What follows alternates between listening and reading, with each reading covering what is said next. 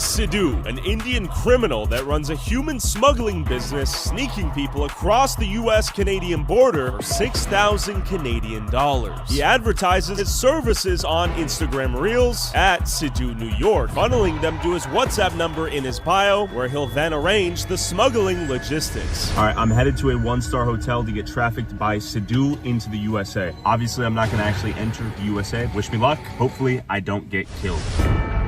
Are you with Sidhu? Yes. Okay.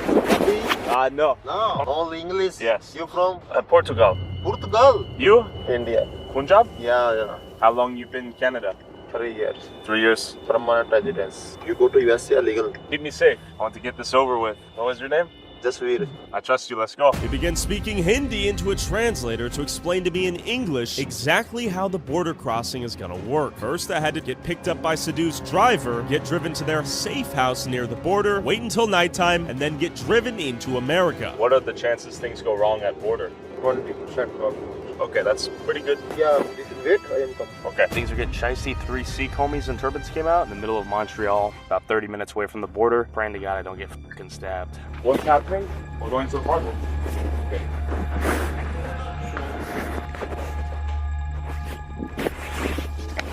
Do I just wait here? Yeah. How long do I wait? Night. Relax here? Yeah. How many people are here? Yeah, this 2 3. I'm safe here? Yeah. And I'm good to go to sleep? Yeah. Okay, good. Thank you. What the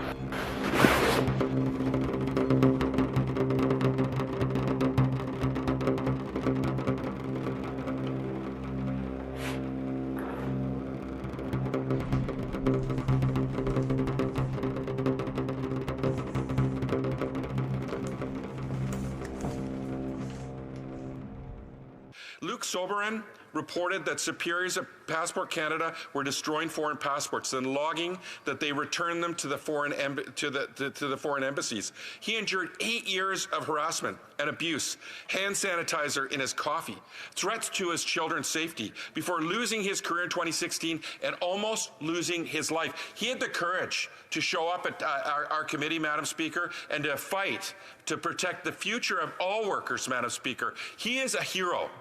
I started being set aside. Either I didn't have work, I wasn't given work, or the work that I was given didn't reflect my skills. Sometimes work was taken away from me that I did have skills for. Sometimes there would be a few days where I didn't have any work, and then all of a sudden I'd get a pile of work at the end of the day on Friday, equivalent to a week's worth of work, that there was no way I could get done by the end of the day. And what worried me was this was operational work. It was important work that our agents needed to have at the border so that they could work. And when they saw that they weren't able to find fault with me, then my work started being sabotaged.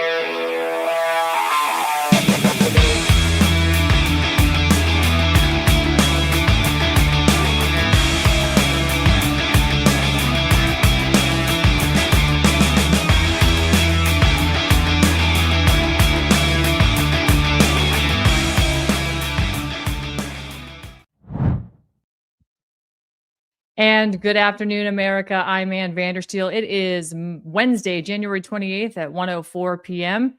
And I'm here to report to you that the war still rages on because America, the northern border, well, it's not a polite line on the map. No. It's a living security system. And when that system is compromised, you Americans, that's us, we the people, we pay the price.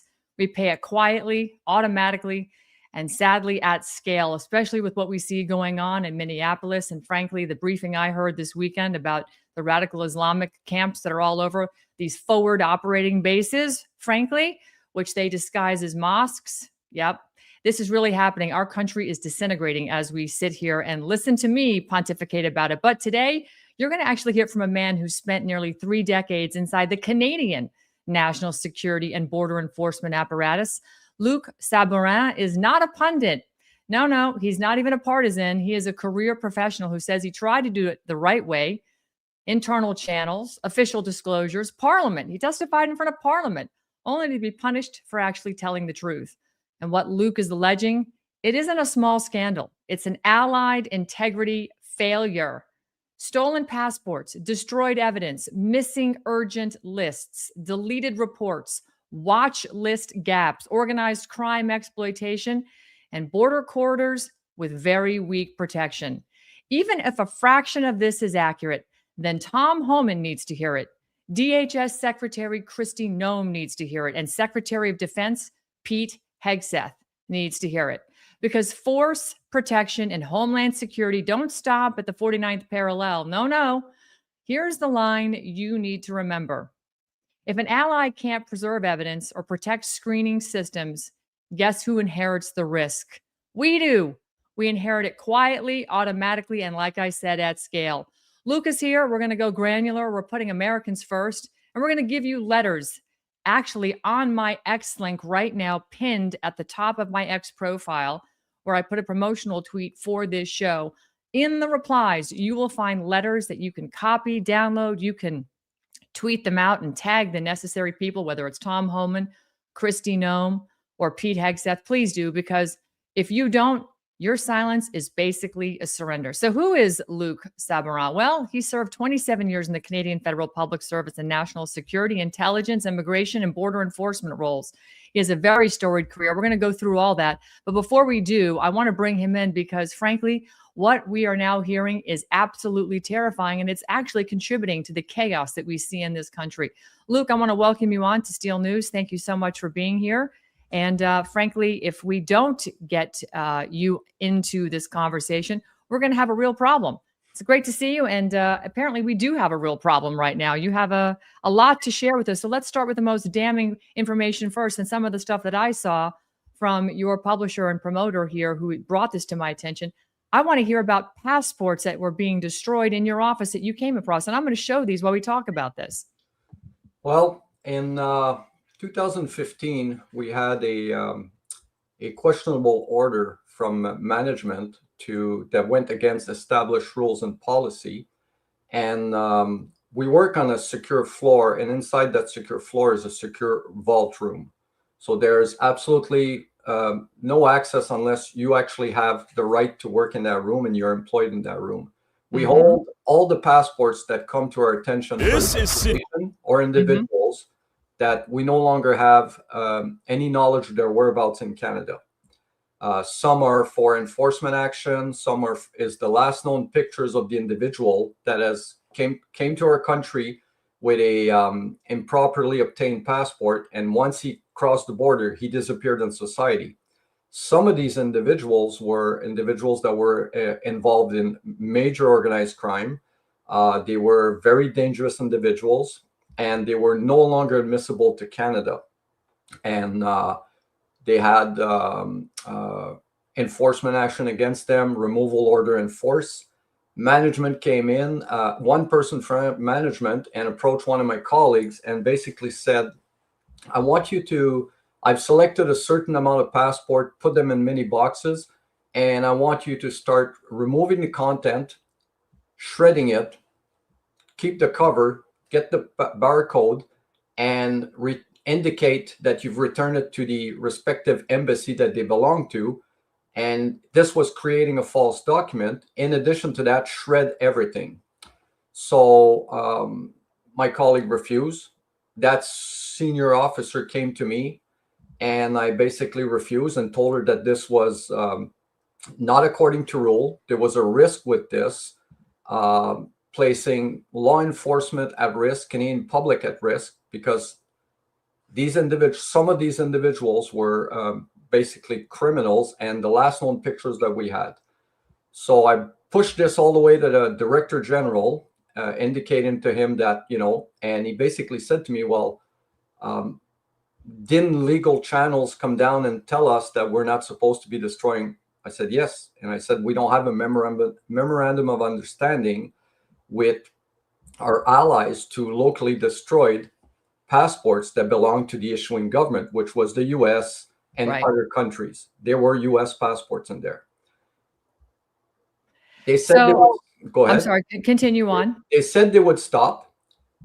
They were very upset with me because they had carefully selected more than 1,000 passports in our repository that contains over 40,000. So what they did is the next day they put a student in a room and she was operating a shredder and she was going at it like her life depended on it. So I walked in there and I started taking pictures. And this is what we were showing. So, besides the fact that they're shredding passports of people who are now known, they're known problem individuals that have come in around the world through Canada, presumably trying to make their way to the US. You actually have a list of 15, what I would consider very serious concerns that not only are of concern to Canadians, but frankly of concern to the Americans, because right now over 400,000 genuine blank passports are ready for personalization, and they've been stolen from other countries. Tell us about that. So in addition to the work that I do, me and my colleague, there's only two of us in that vault that provides support Canada-wide to all the officers and the US and our other allies, immediately placing an alert on the system if a travel document, any type of travel document, passports, and I'm certain details that allows somebody to enter a country without a visa.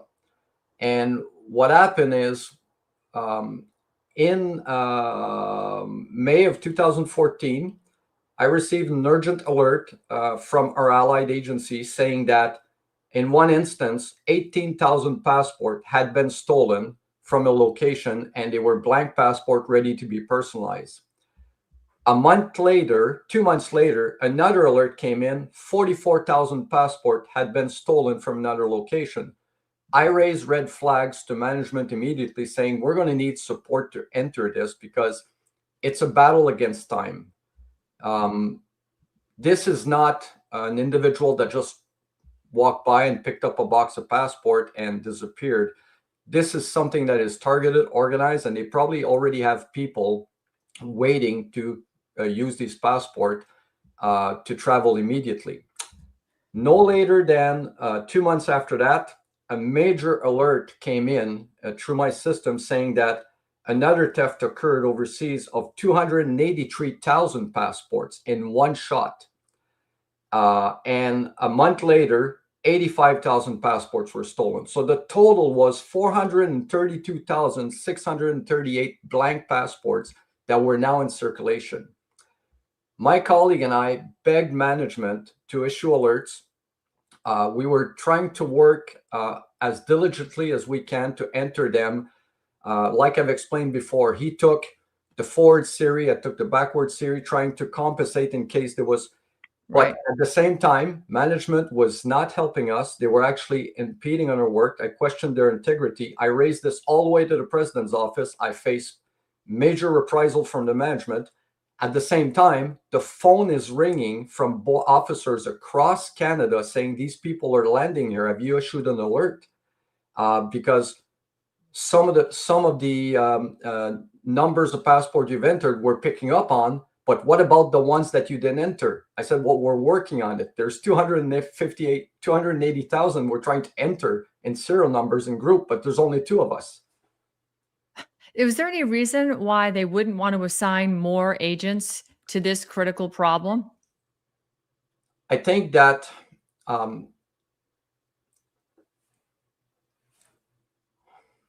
at that time, I didn't know what was really going on, focusing on my work. I didn't know what the political climate, open border policies, and everything that was going on with the current government in power. Okay. The management that was there was very hostile. And if anything, actually, I reported to Parliament that they were adding work to us to prevent the entries. All right. I want to move on a little bit here because there's so many critical issues I want to kind of, package in here. We're going to, like I said, go back and establish your credentials. But besides urgent passport lists disappearing from a secure vault, there was, in fact, a secure area where there was a report deleted from the database. And this is on compromised data security shared between the United States and Canada.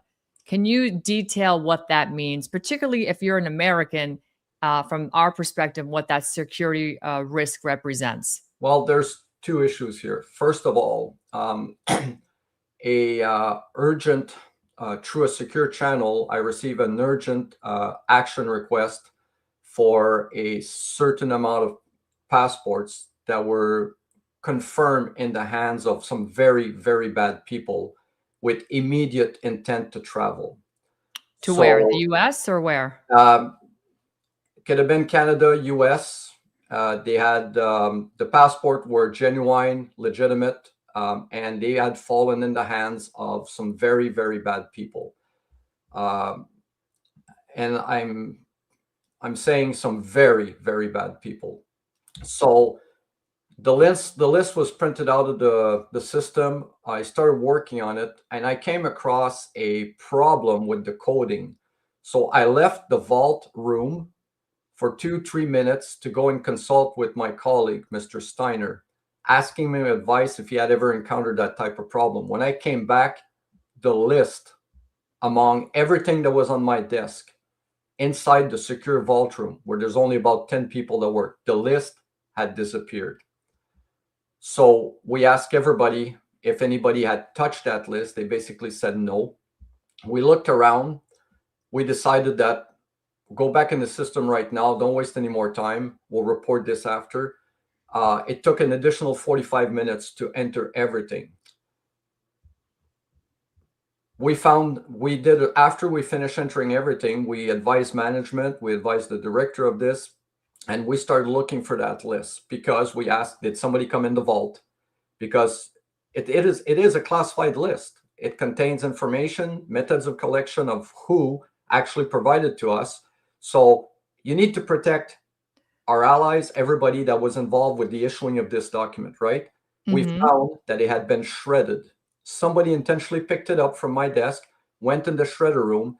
And the reason I know is because for that type of list, we use yellow color paper. So it's visibly identifiable. Right. The top of the shredding was all yellow. Somebody intentionally picked up that list from my desk, went and shredded it to delay the entry. So did they receive an order to do this, or was this malicious intent? Both actions are very dangerous and place national security at risk. And management did nothing with that. So would this, basically go to the fact that there's been people on terror watch lists that were frankly totally ignored, and the fact that you have terrorist sleeper cells in Canada and the US that we just weren't made aware of because these lists were shredded?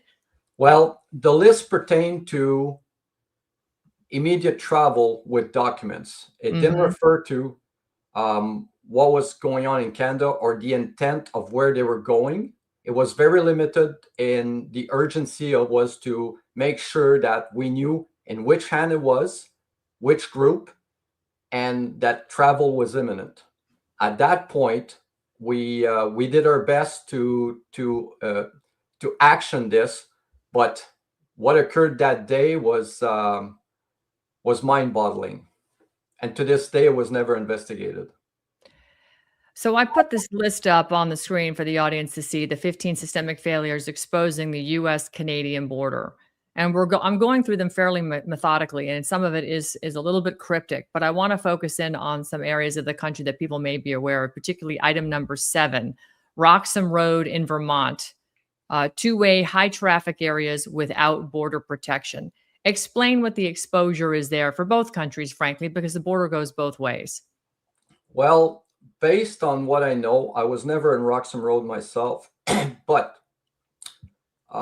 based on the part that we played, my unit and the officers that were with us, is that before Roxham Road was even exposed, we had an intelligence officer warning CBSA, warning management, warning our members of parliament about the high density traffic from Roxon Road all the way to Vermont on the Quebec border, people crossing right and left.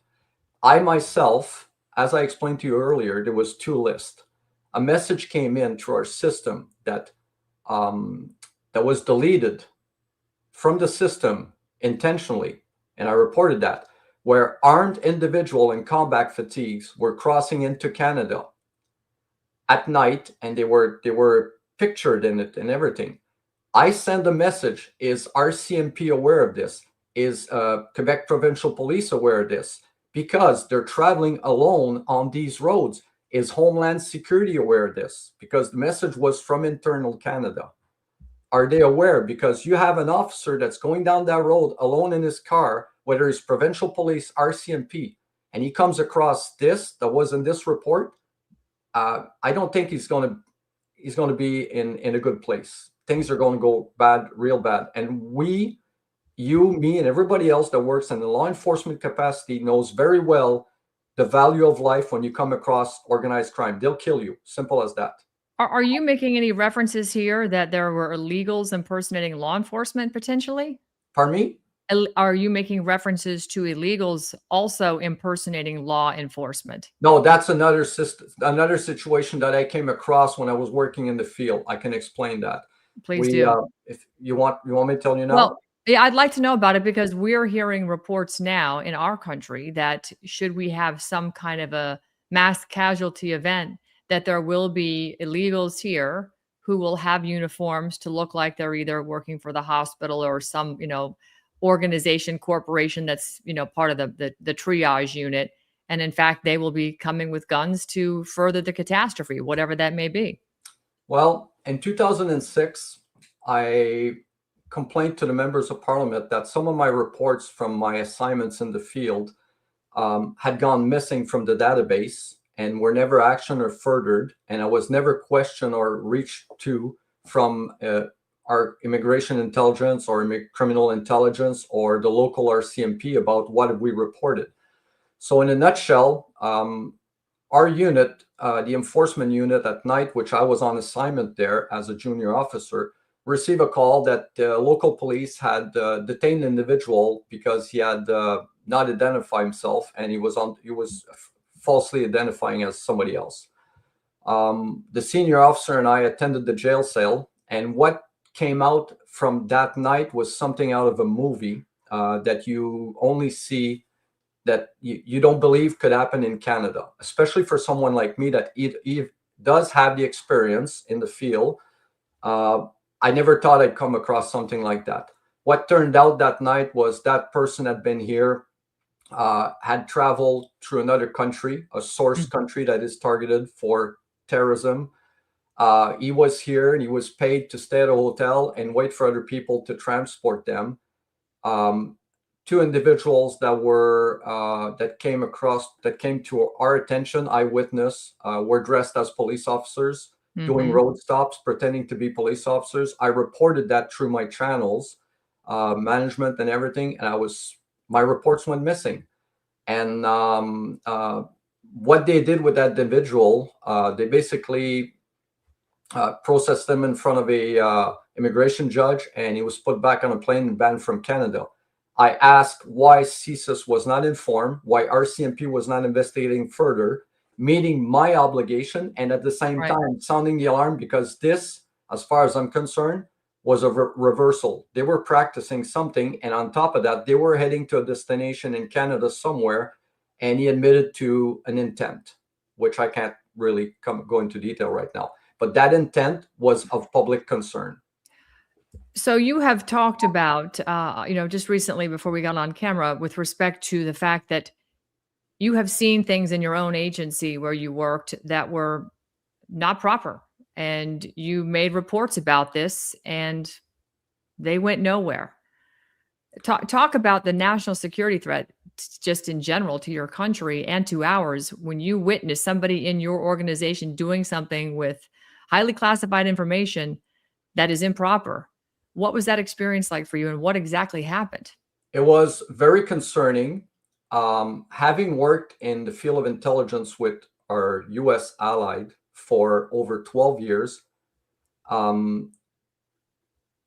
the things I saw when I was working inside the agency and I reported through proper chain of command were ignored, denied. Basically, the focus went from the institution, the people at fault, to the individual reporting, which was me and another colleague. We're talking some serious issues involving handling of classified material.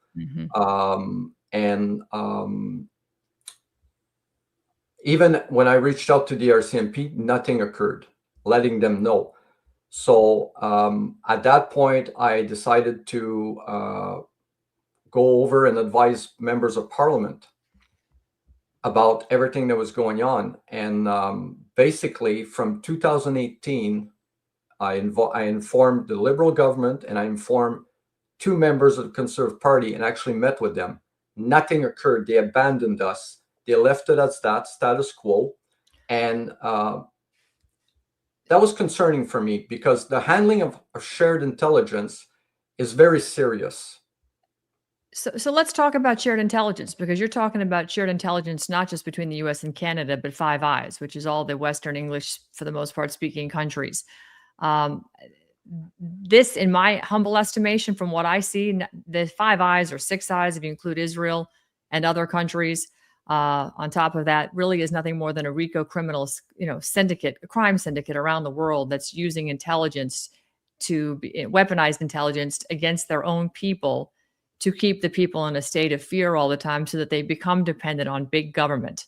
And unfortunately, not only are they dependent on big government, they don't realize that government is really out to get them. There's a massive depopulation agenda has been orchestrated with what we see being sprayed in the skies, which is now out in the open, in addition to the COVID shots, the bankers funded wars that obviously they fund both sides of that equation. I mean, the list just goes on of the crimes against humanity by government.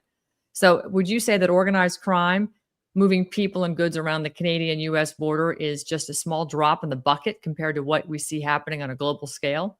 Yes. Yes. Okay.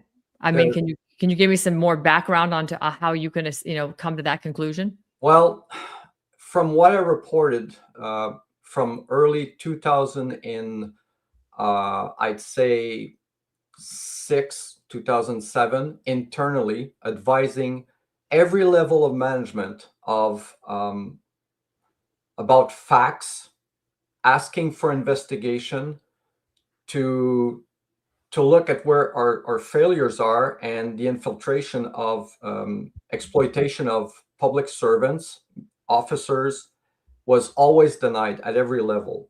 The point that I came, the conclusion I came, is that the people in Parliament, in addition to the people from CBSA and the people in Parliament, that we warned with facts, document evidence. So these were not just allegations, didn't do nothing. So where's the accountability, and why are these people not brought before Parliament themselves and say, why did you not answer or act on the information from a professional individual that you hired, that you vetted, that is bringing national security concern at every level, and they've done nothing with it? It stayed on the desk. What is more concerning is that I'm not the only officer in CBSA that was threatened by organized crime when we tried to expose things. We have Officer Dion that was on a job in Haiti. She almost lost her life there. Organized crime found out who she was. How did they find out? How did they find out? And every member of Parliament was aware, and every member of CBSA. I actually sent a formal notice to the president of the Canada Border Service Agency detailing everything that was going on and the harassment we're facing, and nothing. So I'm getting some text messages right now through the chat on X right now. Kirk R95908. He says, hello, Luc. I've been in exile for 6 years as military whistleblower that exposed massive fraud and human rights violations that ruined my life. I have the recordings. I was also a whistleblower in Canada. I also have many recordings of the RCMP. They all say above their pay grade. And he agrees with you 100%. And he wants to know if you are familiar with his story. He says you know him or know his story. Yes. Mr. Kirk, I was made aware of Mr. Kirk's story. And like every other whistleblower, Mr. Kirk and other whistleblowers were, I believe, internal and external, and they all face the same fate as everybody in Canada that comes forward with concerns of national security or a shared border. The focus goes from where the investigation be going towards the individual to silence them and destroy them. Mm-hmm. And accountability is a very big problem. I will tell you this, what Mr. Kirk just said. When I called to our corporate investigation unit and our Office of Professional Standard, the officer that answered the phone, when I told him that I wanted to meet with someone, let them know what was going on, what I observed with dates and time, names of individual, he said to me, "You're obviously new to this agency. Can you call later? Another officer will take that case because I would be doing career suicide." Wow. This sounds like what goes on in our country all the time. I was speaking with somebody, a former Border Patrol agent earlier today, and what's going on in our own government is very disturbing. I mean, Border Patrol is being told to stand down against the real illegals in Minnesota. That's no different than what I saw when I was reporting on the southern border in Texas during the Biden regime of terror, the reign of terror then. The Customs and Border Protection were there to facilitate the influx of the illegals that weren't coming through proper channels through Customs and Border Protection checkpoints. They were just coming through willy-nilly wherever they wanted to across the border. And CBP was being told to just hand them over to Catholic charities. I find this all so incredibly disturbing, particularly since the Canadian border has long been very, should we say, wide open as compared to our southern border. All media attention, everything has always been on the southern border. But Canada has really been an end run around our national security. And I'm listening to your testimony here, frankly, Luc, it's very disconcerting because it just furthers the fact that we probably had a lot more infiltration from the northern border, especially including recently, than we are even aware of. I think these numbers that we have here in the U.S. as far as the number of illegals is probably woefully underestimated at this point. What say you? Well, if you look to Vancouver, you look at the Port of Vancouver, it's a central hub, forward operating base for criminality, regardless of what people say. When you work inside the box and you report the things that we report and see, I had the unfortunate experience to take part in an arrest while I was employed on assignment in the field with an individual that was directly linked to the Mexican cartel. Wow. Operating out of Vancouver, expanding through Quebec all the way to the U.S. border, where Vermont. That individual, all the reports I made about him, I actually testified against him in federal court. And to give you an idea of how, to this day, I believe that we've been infiltrated. This person was involved, just so we're clear, was involved in traveling to the U.S., traveling to other countries, directly involved with Mexican cartel, operating in Canada, I'm looking for my words from French to English here, exploiting loopholes in our Canadian passport system. He was using loopholes in our system to obtain genuine passport and travel without even being detected anywhere. The investigation concluded that the forger that was working for him had issued over, I believe, 50 or 60 passports for his organization, including individual linked to Mexican cartel, to travel anywhere at their leisure without getting detected. That person, when I took part as an arrest in 2006, a few weeks before I was to testify against him, I received a visit from his associates. They threatened me. They threatened my newborn daughter. The things they said they would do to her and to my family didn't prevent me from testifying. I informed management at CBSA. They did nothing. I think this is important for the American government to know what happens to people like me who work on behalf of both our shared borders. After that, it's important that you know this. After that, that individual was allowed to get bail sometimes in 2012. I was never informed by CBSA or the RCMP that he got released. He cornered me in a parking lot, and I thought he was going to kill me that day, but something happened. I guess he was being followed. Came and picked up a improperly obtained Canadian passport, traveled to Mexico, and was gunned down by Mexican cartel in Mexico. At no point in time was I ever made aware. When I told management that I had encountered him again, they did nothing. They abandoned me. Simple as that. And I pointed the finger to somebody inside our unit for 9 years that could have been possibly involved with this. Well, this is, again, these stories sound very eerily similar to what's happening in this country. Again, we're Five Eyes allies, so to speak. You're our, friendly border country to the north. And we've always had a good relationship, I believe, with the Canadian people. Maybe not so much Mark Carney or Justin Trudeau, but the people themselves have always seemed, very friendly to Americans and vice versa. But again, these stories are so repetitive for what we're hearing here. This was posted today on X. I'm going to show this to you. Let's see here if I can get this up here real quick. Where did it go? Can you see this? Yeah, that's Nick Sorter. And Nick Sorter is a journalist here in the States, and he was on Louder with Crowder, and he was talking about the fact that he is revealing that the Trump administration has ordered ICE not to arrest non-criminal illegals. This came from 2 agents on the ground in Minnesota. One of them actually said, this feels like we just reverted to the Biden days. Are you feeling like your, Canadian Border Protection, CBSA, that your organization is operating under the same directives? Well, if you listen to the podcast that the national president of the Custom Immigration Union, Mr. Mark Weber, that was posted about his testimony in Parliament about how his hands are tied and their officers' hands are tied when they encounter people at the border, that should be a cause for concern. I won't put words in his mouth, but if you look at his testimonies in Parliament, Mr. Mark Weber, and the things that he said, it's a testament to what you just talked about. And including myself. What's driving it? What is driving this? Because this is a calamity when you can't seem to get the leader of a country to actually put the hammer down and slam the border shut and do the mass deportations that need to be.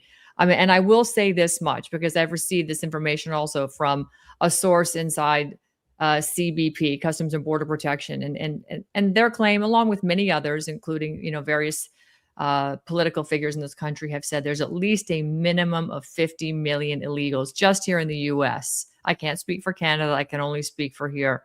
And just the administrative casework time allotted to process this, he tells me it takes 2 to 3 hours to process an illegal alien for deportation.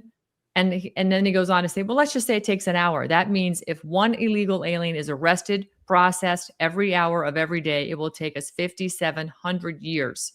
And if we average 1,000 deportations a day, which we are not, then it will take 137 years to deport 50 million, meaning it will never happen.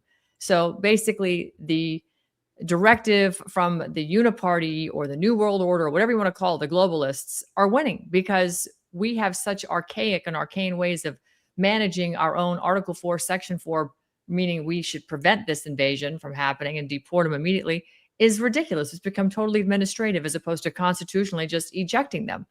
Are you challenged similarly in Canada? Yes, we are. And we're losing a lot of good people working inside the immigration enforcement process because they're just exhausted from doing their work and seeing people walk in from the front door and leaving the back door.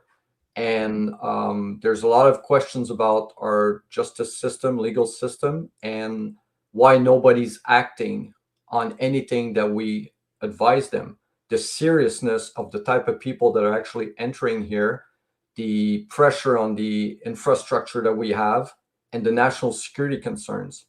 Mm-hmm. What we see is we have members of parliament that we've warned that are now going live on TV, trying to score political points against the opposition, pretending that it's all new to them when we can actually prove that we as professionals warned them. So was there a bigger plan, a bigger objective? Had I known what I know now 10 years ago, I would have not acted the same way. I would just left my job and then go to the media and say, this is what's going on. But then again, if you look at the members of parliament that took my story and made me testify in parliament, they've sent out media requests for a news reporter to be in parliament to report on what we were testifying. Not one of the mainstream government subsidized media showed up to talk about what we were exposing. Systematic failure of our government's accountability process. Nothing. They never showed up. Only a local newspaper took the story and the stories of other people and brought it up. Yet they're supposed to provide the members of the Canadian public a well-informed so they can make decisions about who they vote. I can tell you this. The amount of people that are in here in Canada right now that shouldn't be here should be a cause of concern for everybody, regardless who they voted. Because terrorism doesn't care about if you voted left or right. That's right. The people that are only listening to the state-sponsored media, not thinking outside the box, not looking at this, are going to have a very bad awaken call someday when everything goes sideways, because it is going in that direction. We only verify 1% of the containers coming into our country right now because of lack of resources. Yep.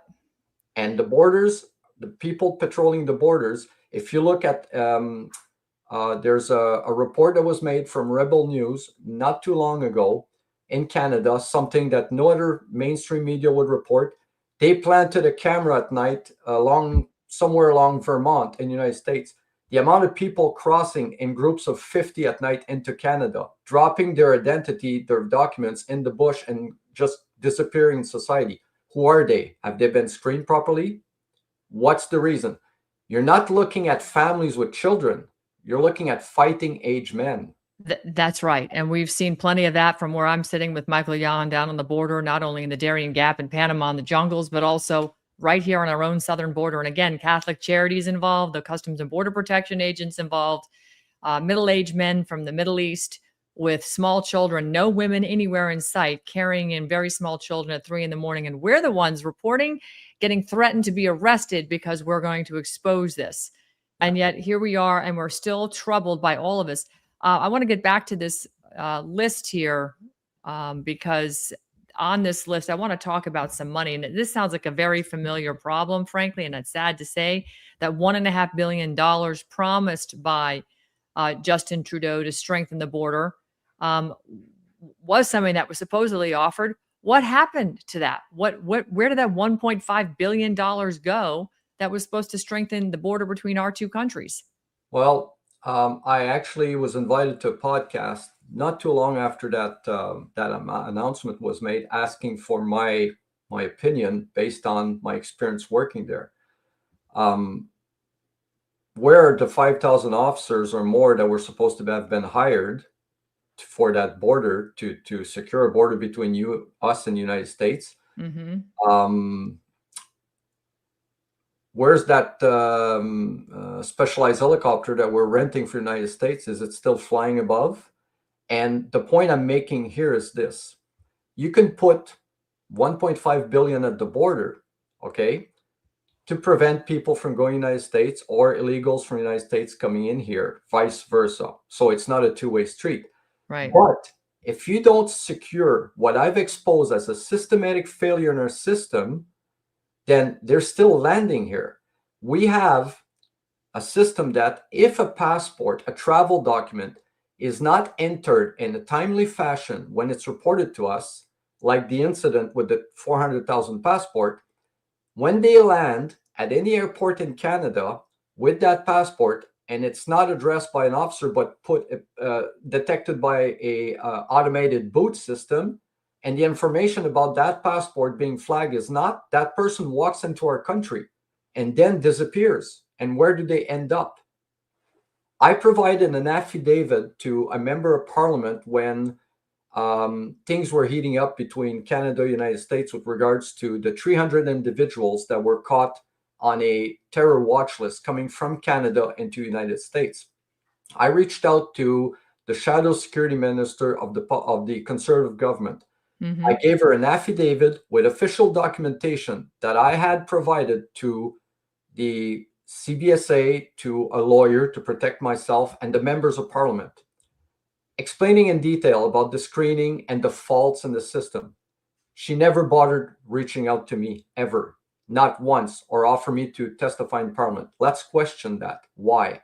Yet, 300 individuals within the time frame of everything I reported landed in Canada and tried to access the United States and were cornered. Who got punished? For speaking internally and following the appropriate channel, me and my colleagues. Yet nobody informed, is the United States informed of this, that was going on. So, I mean, all of this is just so extraordinary. But when it comes back to, again, I'm going to reflect on the United States because we are the biggest gorilla on the planet right now. And if we wanted to really do something about this, we could. So which of these on that list that I've had up on the screen creates the fastest pathway to an attack here in the US or some kind of mass crime event? Is it stolen passports? Is it the gaps in the watch list, or is it evidence destruction? Well, I think it's a combination of everything, because accountability to investigate anything that we report is a failure of the system of trust between our countries and any other country.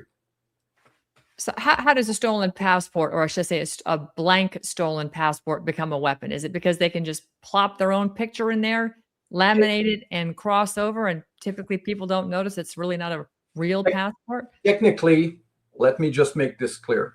So if you have someone that steals the large amount of passport that I just told you about, obviously it's organized crime, somebody with sophisticated equipment and already has people that they want to move. So they have the machinery to personalize the passport, and it becomes a genuine passport fit for travel that doesn't have anything in there that would raise an alarm. So they can come to the country of their choice if there's no visa requirement. What happens when the urgent stolen passport lists disappear? Who's blinded, and how long are they blinded for? In that case, it's a race against time for both sides, the criminals and the allies, Canada and United States and anybody else. These people have a passport in their hand that is fit for travel, undetected. And if it's not entered the system, they land to the destination of their choice that they were probably assigned to do whatever they need to do and disappear in society. And after that, you're trying to find them. Let's go there. Is this person going to be meeting with a terror cell somewhere waiting to be activated? I don't know. I cannot speculate on who they were, but I can tell you this. It was of national security concern. I raised the alarm internally. I was never a traitor. I was never disloyal. I followed the proper step. Everybody involved in this inside the Canadian government should have been investigated. Why they didn't put any attention to this for shared borders and everybody. So Van X in the Extreme says, tech companies helped ruin the borders, ruin Europe, the United States, Canada, Western countries. Would you say they are more responsible for the fact that we have, cross-border terrorism moving in and out versus the actual government themselves, which seem to be showing a lack of urgency with everything you've just enumerated? At this point in time, I don't know, ma'am. To be honest with you, there's so much information out there about the reason why all of this is happening. And, people don't seem to focus on the fact that there's an urgency and leave and question actually the people that are supposed to investigate why they're not investigating on both sides of the borders, because at the end of the day, why hire me or anybody on the U.S. side to do investigation if they're going to stop it and continue the criminality or the intent or the goal to pursue, to get what's the end game? Professionally, I can't speculate. I would be putting myself at risk. Sure. What do you want Americans to know? What is the most of critical importance from what you know based on your experience and the lack of shall we say, urgency on the behalf of the Canadian government that you want to impart if you were face to face with Tom Homan, Kristi Noem, or Secretary of War Pete Hegseth? Hold people accountable. We have shared borders, shared intelligence. Hold people accountable, especially the ones that work in enforcement intelligence, and ask questions and say, hey, we have shared borders. We trust you. When people like Luc Sabourin and other officers come forward, what did you do? And why has this happened? And why did you not dedicate the resource that you're supposed to dedicate? Was this complacency? Was this intentional? This is very serious, and it needs to be. This has been my fight from the beginning in Parliament for accountability, transparency, because we share a border, and people need to be held accountable for everything. Our democracy is at stake on both sides of the border. I want to take a second and pause and go back a little bit. Normally, I do this at the beginning of an interview, but because this information was so important, I wanted to get it out early on. But I want to reestablish your credentials. You had 27 years in the Canadian Federal Public Service in national security, intelligence, immigration, and border enforcement roles. And from 89 to 2001, you were part of the National Defense, Department of National Defense intelligence work, including pre and post 9/11 period. When you juxtapose that period of time versus your period, your work in the Immigration Canada and later the CBSA, involved in sensitive enforcement and intelligence related roles, where would you place the majority of the breakdown? Is it at CBSA, or is it when you were in the Department of National Defense doing intelligence work, or is it both the blame equally to share around? No, there was a major culture shock for me and other professionals who were working from, just to put you in context, after the events of September 11, Immigration Canada enforcement, the enforcement portion, was amalgamated with the custom enforcement to create Canada Border Service Agency. It was a unification that was supposed to secure our border, work together more efficiently, and prevent threats and the interests of our allies and the Canadian public and so on. Everything that could be wrong started with the creation of Canada Border Service Agency. It was an opportunity for opportunists. The biggest mistake that was ever made was that civilians were put in charge of people working in enforcement capacity, and those civilians had probably, some of them had never worked in the field before, didn't know, but they're providing advice and guidance. And my biggest complaint was that there was no there was no watchdog or individuals to monitor everything that is wrong. They're self-investigating themselves and covering up certain things. So yes. And we are seeing the exact same problem here in this country, and it all originates from agency government, which is, again, these are people that are appointed. They're not elected. They weren't, the people had nothing to do or nothing to say in terms of putting these agency heads in charge of this agency. And what we are learning is that these agencies really are protecting the industry in which they're supposed to be regulating to make sure that industry doesn't harm we the people.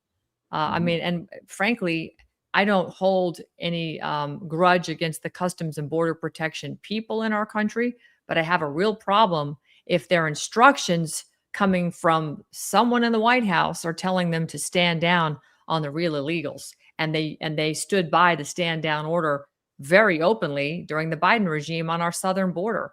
And you have to ask yourself, at what point did that oath to our Constitution, especially Article 4, Section 4, to protect our border, to guarantee every American a Republican form of government, and protect us against enemies, foreign and domestic, from an invasion, when does that line get crossed so they can just say, it doesn't matter. The oath is irrelevant. And, I have to believe this is sort of a recurring theme across countries around the world, particularly with these agencies and the intelligence apparatus that seemingly seems to control these agencies at some level. Would you say that's a fairly accurate description? It reflects, yes. It reflects this. I've run into my personal experience, observation as a junior officer reporting all these things. I've come across everything you just described. And at one point or another, my recommendation to the Canadian Parliament at one time is that we need to start holding people accountable. We need to start asking questions, and we need to start sending people to jail because there's a systematic failure of the accountability process, investigative process. And I actually recommended that every government department, this is not me making this up, this is all documented in Parliament. I recommended that every government department lose the right to self-investigate on anything that's a matter of national security. 100%. I couldn't agree more. I was shown the door. I was shown the door. And to you, does that not tell you that the corruption is so systemic and so deep that there's really no way to fix it without very severe actions being taken? Would you want to see like our equivalent of martial law, and the military taking over and tanks rolling down the streets in order to correct the mass weaponized immigration problem we have in our country? Do you think that is where Canada and the US are currently? Well, I don't know about martial law, but I know that at this point in time, we need new legislation, and we need somebody with a backbone in our But they're country. not following the ones on the books now. I mean, at least in our country, they're not. I know, but we need a new leader that is actually going to work to restore the accountability process and the faith in people and the trust in our allies, and attract the right people like me that are working hard every day, that sees the indicator where the problems are, and not throw us out the door or fire us or destroy us with the public's fund because we're an obstacle in their objectives, And at the same time, you have individuals in Parliament that have an obligation and duty to explain why they did nothing since 2016 with what we gave them, and yet everything that we reported in the past has now affected where we are in 2026. So as far as whistleblower protection, how would you correct that problem? We need new legislation, and we need somewhere an office that investigates this, like I've explained, investigate this to not just go public, but to see the damage that's been done, do a proper investigation. And in Canada, we're the worst. We're the worst. We have absolutely no protection. And if I may explain something, my fight, I brought this to Parliament. When the members of Parliament from Liberal and Conservative, I approached them, they did nothing with it. The Bloc Québécois Independent Party at the federal, when they saw the documentation that I brought to them, pictures, audio recording of conversations that I took, because I was dealing with people in a high position of authority that actually had no problem lying to destroy somebody and still have supper the same night and didn't care about what was going on with our border. So I brought everything to Parliament. When they sat down with me in that room, they actually called the shadow minister of that group and flew in a storm to Ottawa. We sat in that room for hours. She reviewed everything I showed her, and she pushed the whistleblower protection with Monsieur Jean-Denis Garon from the Bloc Québécois and Madame Julie Vignola. We worked tirelessly long hours. We had Mr. Tom Devine from the Government Accountability Project fly in from the United States to help me in Parliament. I sat down and provided explosive testimony about everything I saw, and it was agreed that I wouldn't share everything not to cause public outrage. The bill was adopted unanimously back in 2022. Once it reached the Senate, it stalled and it died there, and we no longer have any whistleblower protection for any public servant or anybody in Canada that exposed wrongdoing internally. Imagine that, internally. So if you come across something that could be of national security to our allies or to us, and somebody inside is on it, they will destroy you, they will cover it, and whatever's going to happen is going to happen because we have no protection. It's an embarrassment. I showed a video at the beginning of the show where a gentleman, let's see if I can, this video right here, this gentleman decided to put himself into the human smuggling pipeline across the US-Canadian border. Would you say that this is fairly indicative of what goes on? And what can you tell us about one of these? This is just one network that uses WhatsApp and a whole host of other connections to smuggle people from Canada into the U.S.? Well, it would be misleading. I would not be speculating when I say that this is not the only video that we know about. Right. This is not just about the fact that it's now on social media, but having worked where I worked, I can tell you that some of us were aware of this, and it was reported to management inside the CBSA, all the way to President's office. What occurred, what they did after that, we don't know. Interviews I did on my short time with individuals that when we asked them, how did you get to Canada, and what they report to us, we're sent up the chain, nothing, no call back from nobody. So again, accountability, who did what, right, and what did they do with it? So when you look at this, you should be concerned about how they're getting here and the type of people they're getting here and the reason they're getting here. A concern for both our shared borders, because look at the type of people. I don't see any kids in there or a family trying to run away from a country they're being persecuted. No, and that's not what I saw at our southern border either. I mean, you did see a little bit of that, but predominantly it was military-age men. There were entire camps in Panama that were literally for the military-age men, mostly from China. Yes. Frankly, we actually nicknamed that, Michael Yon nicknamed that China camp. It's discouraging. It's disheartening. Michael Yon has spent a lot of time in Canada, and he's seen the invasion of your country by the Chinese and the Indians.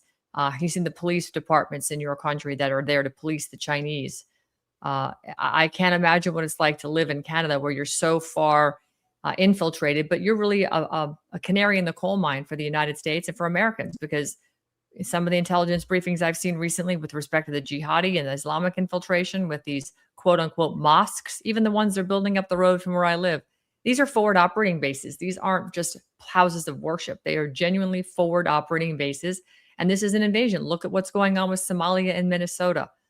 It's very, very frightening, because our culture, the American way of life, is being destroyed through the invasion. And the Canadian way of life, I submit to you, Luc, that it has been destroyed through the invasion. And your country, which I believe, along with the government of our country, is facilitating that destruction right here. Our population is, 6-7 times greater than yours, right?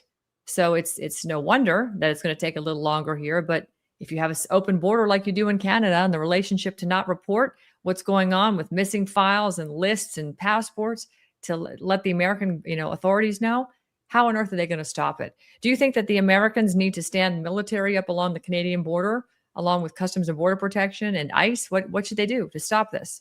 Well, at this point in time, I think that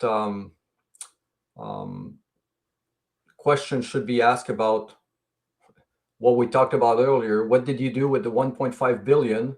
Where are the resources to secure a border and provide proof of where are the new thousands of officers supposed to have? Right. And what are you doing for the internal security gaps that are happening on our shared systems, and what plans have you got in action? Because at this point in time, the damage has been done for sure. The amount of people that are here, and we continue to hear what the government is saying that they're doing, and what's really happening in the background is misleading. Right. You have, again, if you look at this, there was I think it's the national president of Customs Immigration Union was testifying not too long ago about a self-reporting app on a phone. People report at the border with that app, and then the onus is on them to provide their background, but they walk into Canada and then we lose them. So it's to facilitate the flow. So what is it going to take? Are they actually waiting for something big to happen to reinforce the border? First of all, we don't have the military to have. Our military is, at this point in time, they're so thin that we can't even use them for our border. So right. It's a joke, and it's a disgrace for the people of men and women who serve with integrity being abandoned like that. The same thing with our RCMP. The problem at the RCMP is not the officer in uniform. Same thing with CBSA. The officers at the border are not the problem. it's the management on both sides, the brass. Who did they report to? The actual government in power. Same with me. When I reported to them, the same thing that happens to our border officer and our CMP officer. If you talk to your parliament and you expose things that you believe is in your mind, in your professional opinion, is wrong, well, the subject goes from the institution to the individual that's reporting, and then they silence you. Does that help? No. And the problem remains. And the problem remains. Yeah. Well, Luc, I have to say this is a discouraging conversation, to say the least, only because, again, you hope that things are going to be improving. But when you have boxes with handwritten notes in your office saying for destruction, and these are passports, you have, missing passport lists going missing. You don't have people that are taking what you're talking about seriously, and you've testified before Congress to bring all this information forward. You've seen people mishandling classified information in your own agency, and you've reported it and been disrespected. You've had threats to you, your children. They've tried poisoning you, all sorts of stuff, because you're standing up on truth, trying to do the job that you believe the charter of your agency represents, which is protect the Canadians, protect the border. This is most disheartening because, again, I feel like we're hearing this as an echo coming from the North when this is the same stuff that goes on in the South. Yeah. And it's very, very disheartening. So I appreciate you for coming forward. I appreciate this. And let me share this with you, just to give you the extent. I was brought in an office by the management, a director, just how comfortable they feel. I was issued a letter that I'm not allowed to talk to the media or anybody about the type of harassment that's going on inside our agency and other subjects. He also mentioned to me verbally in front of another person that people like me don't belong in the Canadian government. He would never allow me to work anywhere else, and he may consider declaring me a threat to national security. Imagine that. An unblemished record, serving our allies, dealing with our allies for 27 years, testifying in court, trained, certified. Suddenly, I speak against the narrative, and I'm a threat to national security. They actually destroyed me and my 5 colleagues.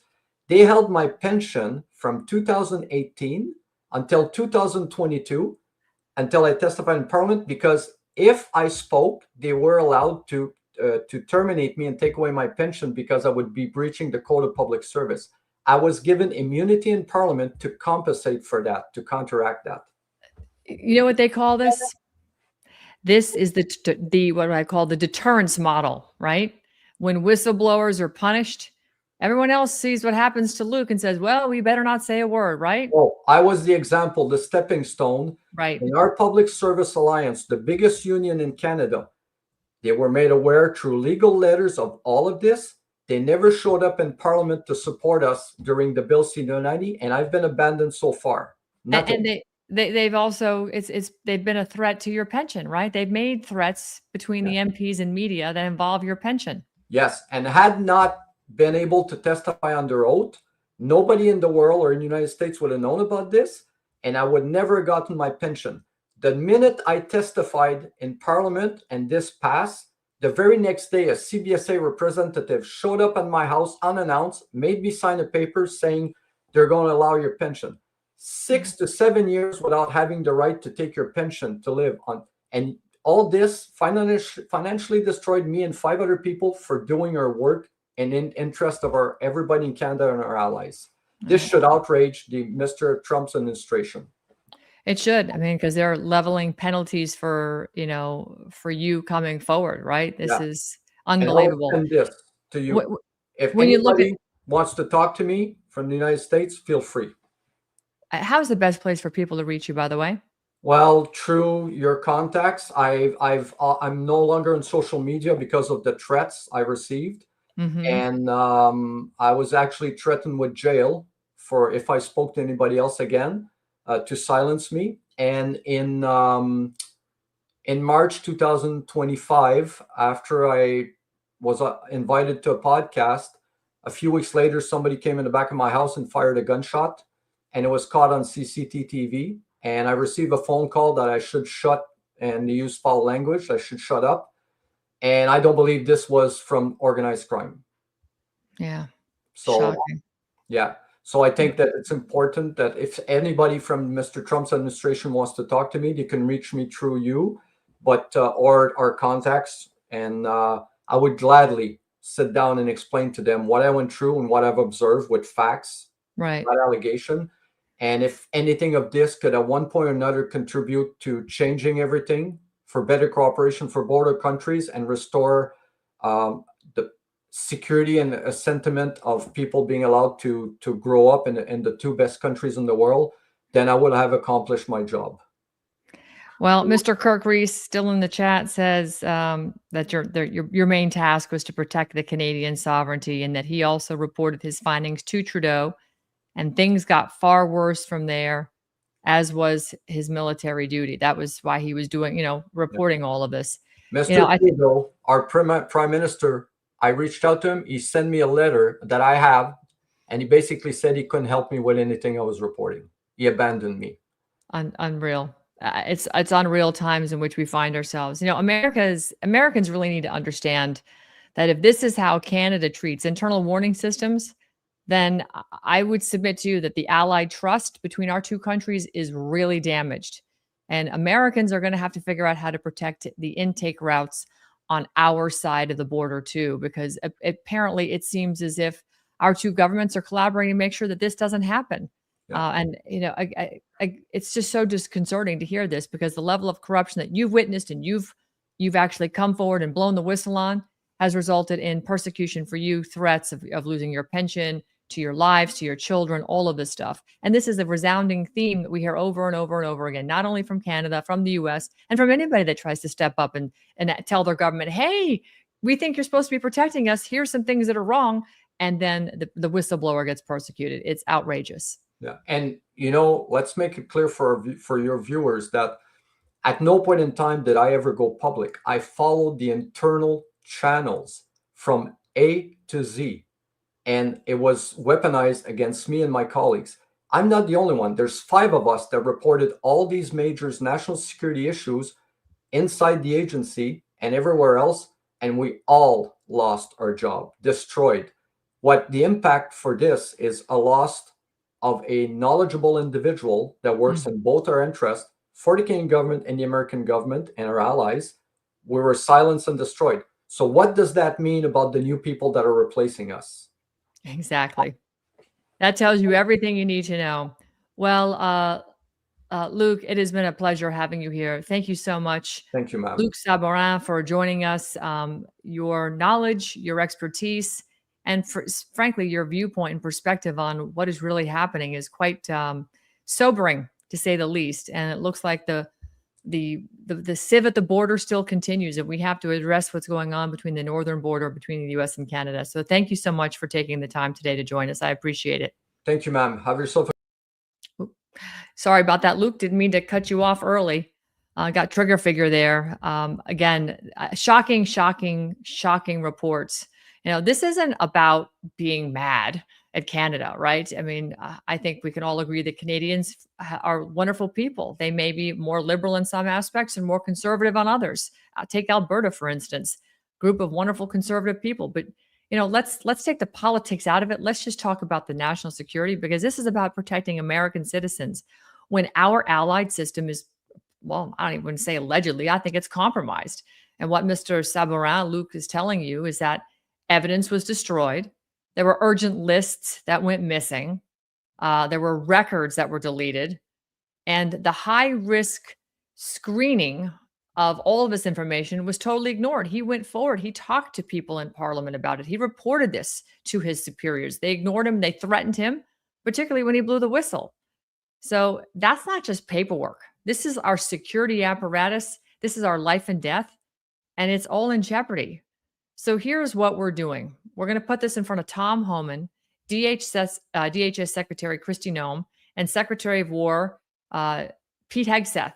And we're going to be demanding that a northern border integrity review, a protected intake for evidence, and a look-back audit for exposure commences. I have on my X profile, if you go to my top of my X profile, you'll see a pinned tweet where I'm promoting this live show right now. And in the replies, I have 3 different example emails Made it real simple. You can copy and paste the subject line and the body of the email into your email, or you can just copy and paste this and tweet it out and tag the individual that is associated with that particular email. Because I think Hegseth, Noem, and Homan need to know that we're not waiting for permission to care about this. We're going to give them the letters. You guys are going to send them. You guys are going to post them, and you're going to retweet them, and we're going to force the people in power to confront what they've been allowed to ignore. Because we don't do soft warnings over here at Steel News. We do the truth, and we do action. So again, check out my pinned tweet on X. I appreciate you guys sticking with me today. If you're on Facebook, I will pin these. I will post these over on the Facebook pages where you're watching this as well. But you can always go to my x.com/Ann Vandersteel or at Ann Vandersteel on X. I appreciate you tuning in today. God bless you all and have a great Wednesday afternoon.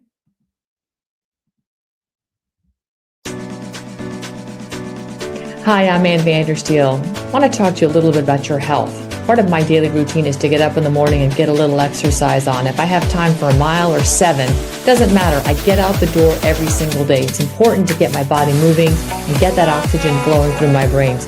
What is also equally important is what I put in my body after I exercise. I rely on vandersteelhealth.com, where I have a delicious selection of superfoods and other supplements. But first and foremost for me are my superfoods. I have a delicious shake every single day. It is organic, all made in the United States of America, non-GMO, never processed before, dehydrated superfoods. And when they reconstitute with water, milk, or whatever juice you like, it makes a delicious, healthy, plant-based protein supplement. And I say supplement because, frankly, I use this as a meal replacement. This is what's helped me lose the last 20 pounds of COVID. I'm back down to my fighting college weight, fitting in my college clothes, and feeling better than ever. So go to vandersteelhealth.com and get your delicious superfoods. Get on the transformation program with us. It's a 30-day kickoff, and it will get your day starting out great. And watch the weight just fall off. Watch the energy increase, the brain fog lift, and of course the ancillary benefits in your hair, skin, and nails. All these things, you are what you eat. Remember that. Go to vandersteelhealth.com.